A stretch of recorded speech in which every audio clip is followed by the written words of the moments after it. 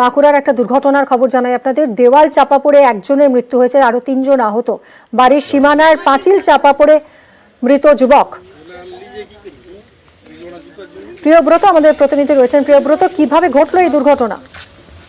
দেখো দিদি, গতকাল সন্ধ্যের সময় যে সময় বৃষ্টি পড়ছিল জমজম করে, সেই সময় কয়েকজন স্থানীয় যুবক তারা কিন্তু এই যে নতুন সিটি মালাকার পাড়া সেই এলাকায় মোবাইলে গেম খেলছিলেন এই পাঁচিলের পাশেই।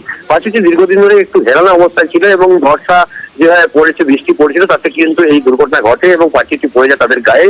এবং সেই ঘটনার পরেই 4 জনকে উদ্ধার করে যখন বাঁকুড়া সম্মিলনী মেডিকেল কলেজ হাসপাতালে নিয়ে যাওয়া হয়, সেখানেই মৃত্যু হয়েছে কিষাণ বাড়ি নামের বছর 21-এর এক যুবকের এবং মালাকারের। এবং তারপরই কিন্তু স্থানীয় মানুষজন যারা দাবি করেন যে এই পাঁচিলটিকে পুরোপুরি ভেঙে ফেলতে হবে এবং স্থানীয় প্রশাসন এবং পৌরসভার পক্ষ থেকে ঘটনাস্থলে যাওয়া হয় এবং উদ্ধার কার্য চালানো হয়। দেখা যায় যে সেই পাঁচিল কিন্তু দীর্ঘদিন ফাটল দেখা দিয়েছিল এবং হেলেও ছিল, তারপরও নজরদারির অভাব কিন্তু স্বীকার করে নিয়েছেন স্থানীয় কাউন্সিলর। এবং এর ঘটনার পরেই যারা আহত হয়েছিলেন তারা কিন্তু 2 জন এখনো পর্যন্ত বাঁকুড়া সম্মিলনী মেডিকেল কলেজ হাসপাতালে ভর্তি রয়েছেন। একজনকে স্থানীয়ভাবে চিকিৎসা করা হয় এবং তারপরে কিন্তু বাঁকুড়া মেডিকেল থেকে তাকে ছেড়ে দেওয়া হয়েছে এবং বাড়িতে রয়েছেন। কিন্তু স্থানীয় মানুষজন অভিযোগ করছেন ক্ষতিপূরণ দিতে হবে এবং এই সীমানা পাঁচিল যেভাবে হেলে রয়েছে সেই পাঁচিল পুরোপুরি ভেঙে ফেলতে হবে অবিলম্বে, না হলে আরো বড় কিন্তু দুর্ঘটনা করতে পারে। প্রিয়ব্রত, আহত কতজন? আহত হয়েছেন টোটাল 3 জন আহত হয়েছেন। তাদের মধ্যে 2 জনকে বাঁকুড়া সম্মিলনী মেডিকেল কলেজ হাসপাতালে ভর্তি করা হয়েছে, এখনো পর্যন্ত সেখানেই চিকিৎসা চলছে এবং একজনকে প্রাথমিক চিকিৎসার পর ছেড়ে দেওয়া হয়েছে, তিনি বাড়িতে চিকিৎসাধীন রয়েছেন। এই ঘটনায় একজনের মৃত্যু হয়েছে, সেই পরে কিন্তু সুখের ছায়া নেমে এসেছে এলাকায়। ধন্যবাদ প্রিয়ব্রত। আমার ছেলের কোমরে লেগেছে, পায়ে লেগেছে। না, ভর্তি করা হয়নি, মানে অ্যাক্সিডেন্ট করে ছেড়ে দিয়েছে রাত 1টা 1:30টার সময় ছেড়ে। আমরা চাই খুবই মানে যে এই পাঁচিল অবস্থায় সব বরাবর ছেলে খেলাধুলা করে, তারপরে এমনি বসে দাঁড়ায়, সবাই বড় বড় ছেলেও বসে থাকে। তো এইভাবে যে এরকম পাঁচিলটা দীর্ঘদিন এরকম হয়ে আছে, হেলেছিল, এটা দিয়ে নজরটা কেউ মানে করতে পারেনি। কাঁথিতে ফের প্রকাশ্যে তৃণমূলের গোষ্ঠীকন্দল। রামনগরের সভা পাল্টা সভার মধ্যেই তুঙ্গে বাগযুদ্ধ। 21শে জুলাইয়ের প্রস্তুতি সভাতেই উত্তম বাড়িতে খোঁচা অখিলগিরির। লোকসভা ভোটে হেরে তৃণমূলেরই একাংশকে দোষারোপ উত্তম বাড়িকে।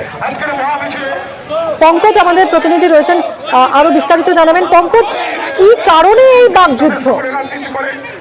দেখো মিনি, তোমাকে জানি রাখি, তুমি জানো যে লোকসভা নির্বাচনে যেখানে হেরেছে সৌমেন্দু অধিকারী, যেখানে বিজেপির বিরোধী দলনেতা সৌমেন্দু অধিকারী উত্তম বাড়িকে হারিয়েছে প্রায় 47,000 ভোটে। সেই ভোটে লোকসভা ভোটে হারার ফল সেখানে কিন্তু উত্তম বাড়ি তার নিজের দলের যে দোষারোপ করেছে।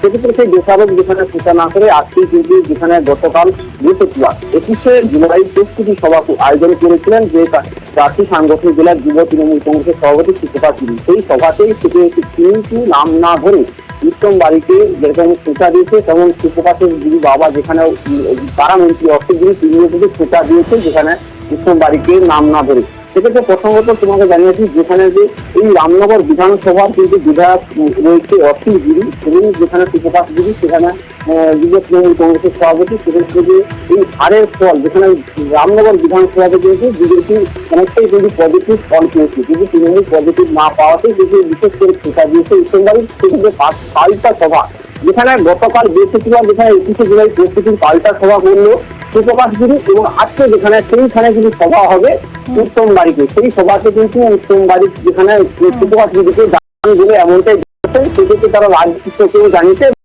প্রসঙ্গে কিন্তু গতকালকে সভা থেকে পুরো নাম না ধরে উঠে খোঁচা দিয়ে গোষ্ঠী কন্দল পুরো প্রকাশকে এমনটাই দেখা যাচ্ছে। পঙ্কজ, অনেক ধন্যবাদ।